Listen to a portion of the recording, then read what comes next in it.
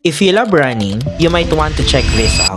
Actually, ever since, hindi talaga ako mahilig magkaroon ng maraming sapatos. Usually hanggang dalawa lang. Isang formal shoes tapos isang everyday pair. Simple lang naman kasi ang mindset ko. Bukod sa mahal ang sapatos, dalawa lang naman ang paa ko. But when I got married, nagbago iyon. Kasi yung wife ko mahilig akong bilhan ng sapatos. Isa na nga sa mga binili niya ay yung Adidas Ultima Show, and honestly, sobrang nagustuhan ko siya. Actually, madalas itong sold out sa Black App and Orange App, so feeling ko hindi lang ako ang fan nito. Ang unang napansin ko talaga is yung kung gaano siya ka-lightweight. Hindi siya mabigat sa paa, kaya ang sarap gamitin whether naglalakad ka lang or tumatakbo. True to size din siya, so hindi na ako nagkaroon ng problema sa sizing. Breathable din yung textile upper niya, kaya hindi agad naiinitan ng paa kahit medyo matagal ka nang naglalakad or tumatakbo. Tapos, yung EVA midsole, nagbibigay ng soft cushioning, kaya comfortable talaga sa bawat hakbang. May rubber outsole din siya na nagbibigay ng magandang grip, so mas stable ang pakiramdam ko kahit jogging, walking, or everyday use lang.